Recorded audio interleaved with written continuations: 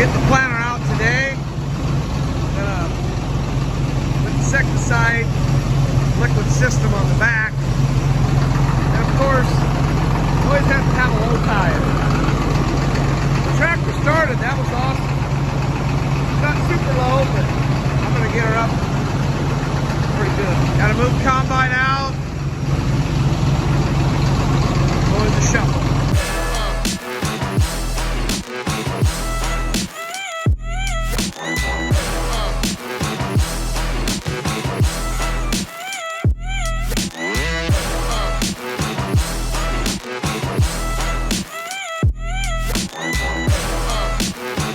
Hey everybody, I was mowing a few edges around the field today and the ground was froze.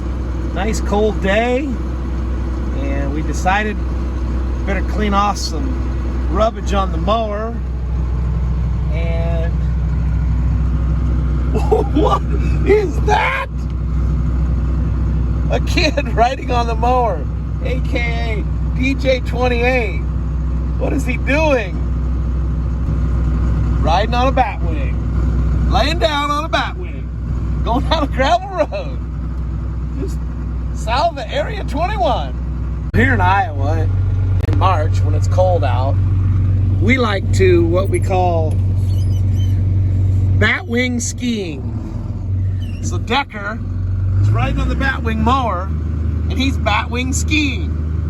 Look at him. Look at him go. Look at him go. Look at him Batwing skiing.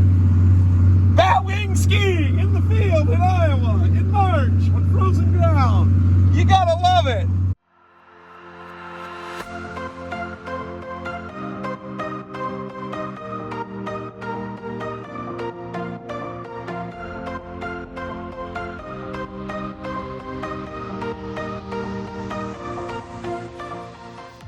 We're gonna take it up to the shop now and blow a little bit off with the air compressor, and we just wanted to get the majority of the stuff off so we didn't make such a mess up by the shop. Beautiful day out today, windy, cold, perfect day to do this out in the waterway.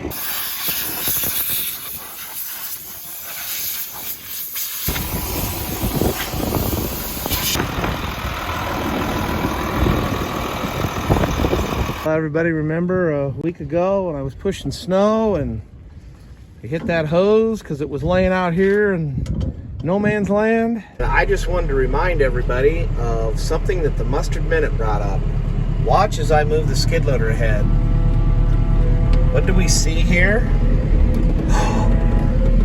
Is that a fuel hose sticking out? Oh my gosh, it is. Look at that. That is a fuel hose sticking out. That's gonna get ripped off. That's not good.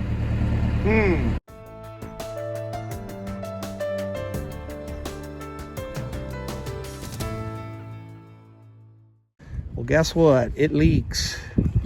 So we are going to put a new one on it. So to be continued. Well, we fixed the hose that I hit with a skid loader last Friday, and it is now ready to go. Put it in the holder. It doesn't even touch the ground. There's no way it can stick out past here. So the next time someone leaves the hose out, guess what? You're not gonna hit it.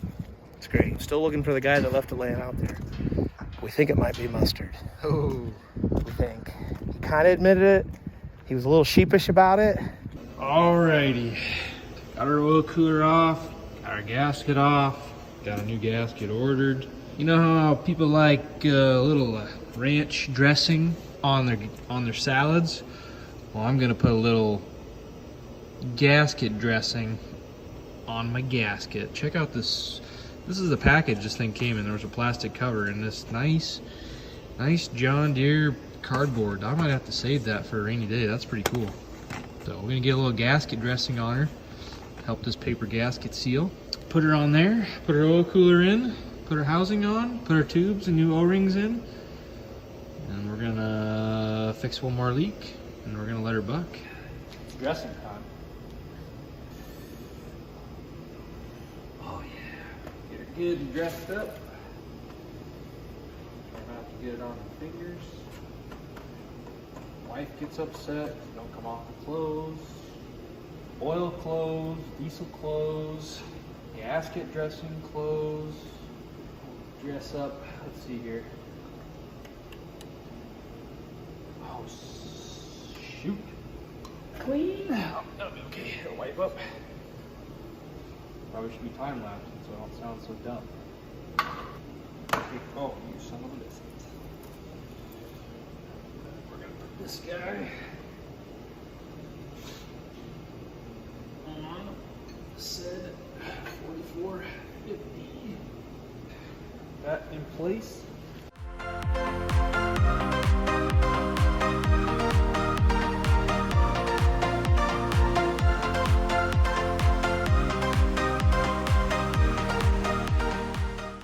Okay, quick little interjection here.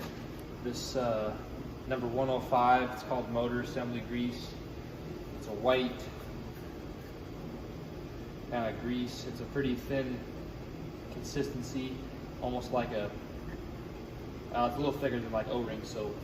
But I like to use this. Anytime I'm putting an O-ring in something, I usually put this grease on it. Why? Because you're taking a metal, a hard metal. I've cleaned it up with some Scotch-Brite, but there's still some nicks on it. So I'll lube those O-rings up and I'll lube this pipe up with this grease, and it'll help the assembly a little easier, a little less likely to cut the O-rings. So I thought this would be a nice little interjection. Number 5 motor assembly grease. I use that on everything, like Frank's Red Hot,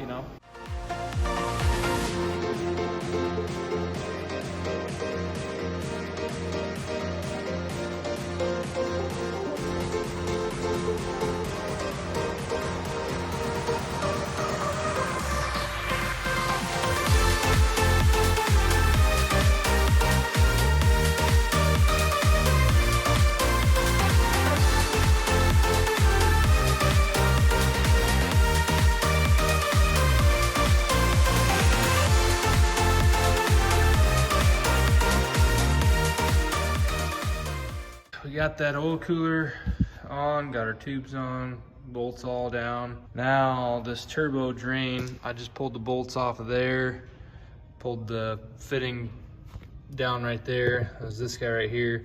There's an O-ring down inside there, and then I'm gonna put some thread tape. Or I'll probably use some goop on those threads, clean that up. There was a leak right there. That O-ring is pretty stiff and it's also flat. I don't know if you can see that on the camera. You can kind of see it there. It's definitely not round anymore, so junk. Grab our new one, got that cleaned out. There we go. And just like Frank's Red Hot, we grab our number 105. I'm gonna take some emery cloth, clean up that pipe right there where the pipe sits down in there. I'm gonna clean that up. Then we're gonna get this area cleaned up, threads a little bit, and we'll put some goop on there, stick her down in the block again. Also clean the gasket surface from the top of the turbo drain.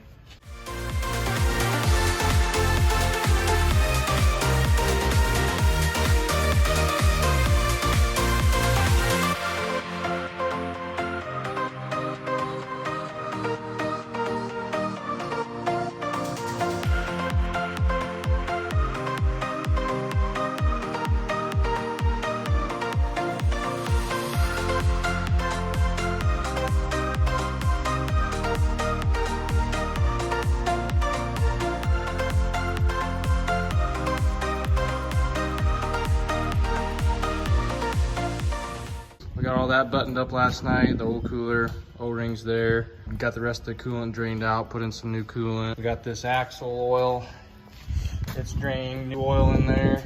Draining these hubs right now on both sides. I'll let them drain for a little while here. We'll fill them up with some new oil. Changed engine oil, filter, air filters, fuel filter. Looks dirty, but it was sitting on a shelf up high there for a while. Got the hydraulic filters on. So I'll just top off the hydraulic oil, check the engine oil here, replace the cab filter, let her run outside and make sure we don't have any leaks, and can check this one off the list. Alrighty, we kind of got our shop walls cleaned up here. We thought, hey, what the heck? Let's try this foam cleaner on the walls to see what it does. Decker just washed his pickup, foamed it, so we're gonna see what it'll do on these. Oh, well, you can see what it's like here. We haven't done that area. We gotta do some cleanup, some other stuff. So we were like, let's just try this big middle section here. I sprayed some of this, I don't know, it was a little old degreaser on some of the really oily spots. We'll see how it does when we power wash it off. Here's a little after video of the wall after the TNT foam cleaner. Look how clean it is. That does a really nice job. Wow. Amazing.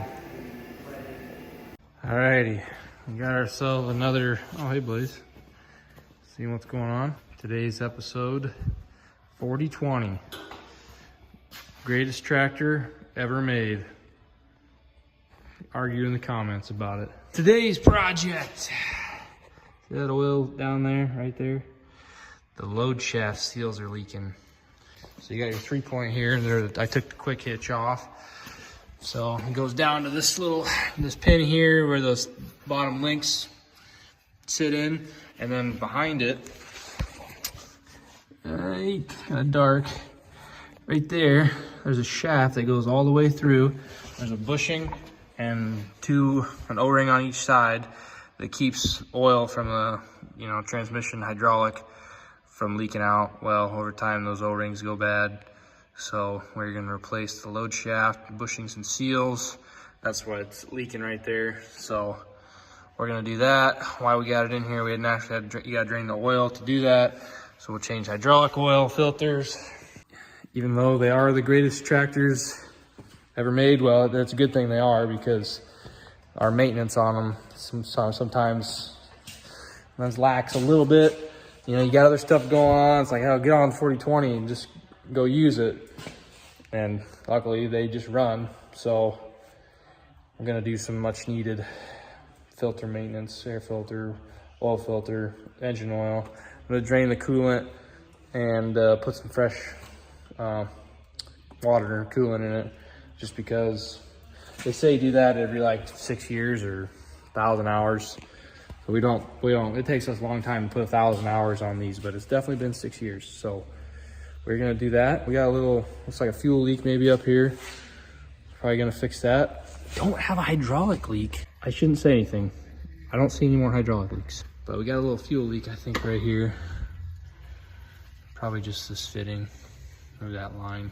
Maybe I'll just wash it, see how long it takes to reaccumulate. That's probably just from checking the oil, filling it up. This 4020's actually a power shift.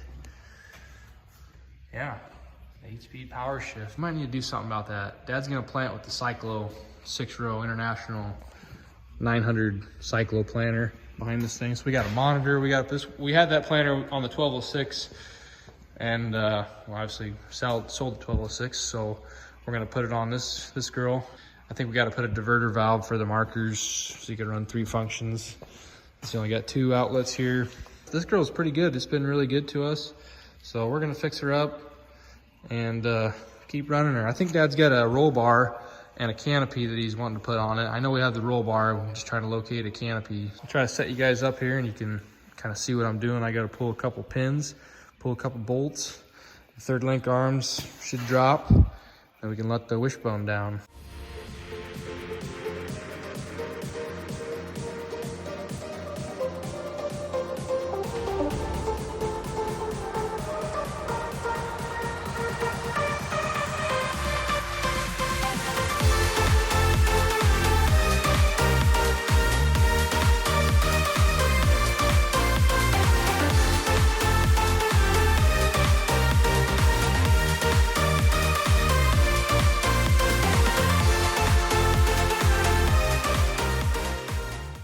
Well, here I've been in there fighting stupid rechargeable lights. I forgot we had this nice Milwaukee battery one.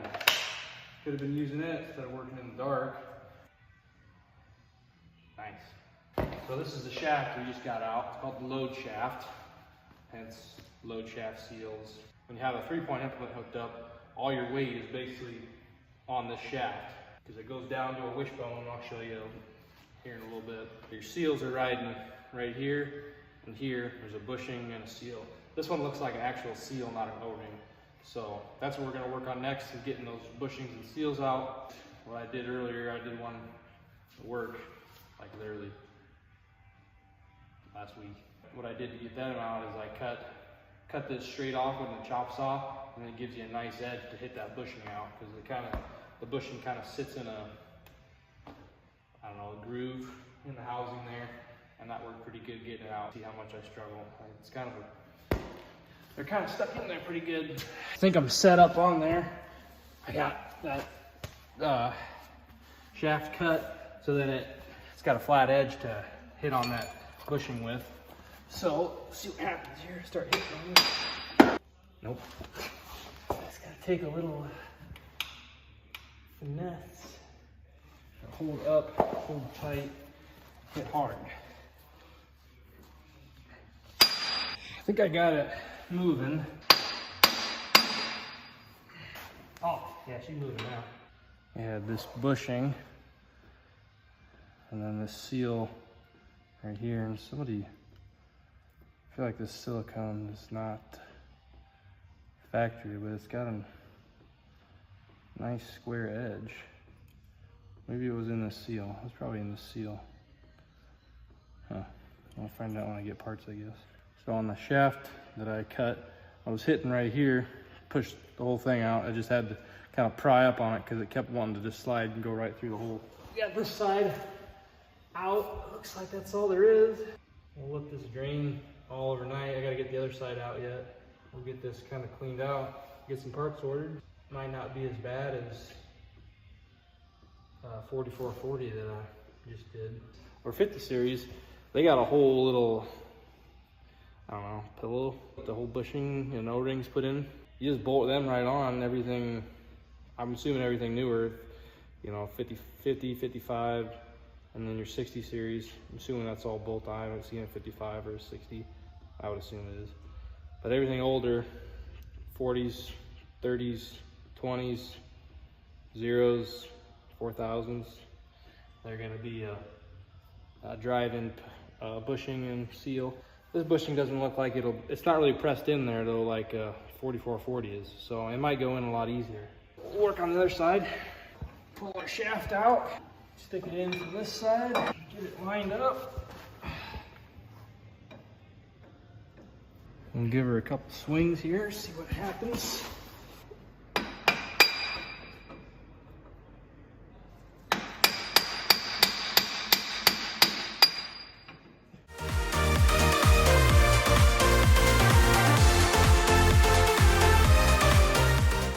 We got this side pounded out too. Just let that oil keep draining. It'll drain all night. I'll get the engine oil drained. Maybe get some air filters off. Maybe start draining some coolant. We'll see on that. I might maybe run out of buckets here. I've been cleaning house, running out of used oil and coolant buckets. I think I got enough to get the oil drained.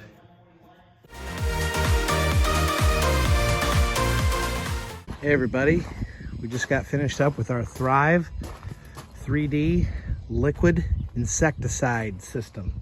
It pumps fluid out, makes a foam, comes out to these little manifolds.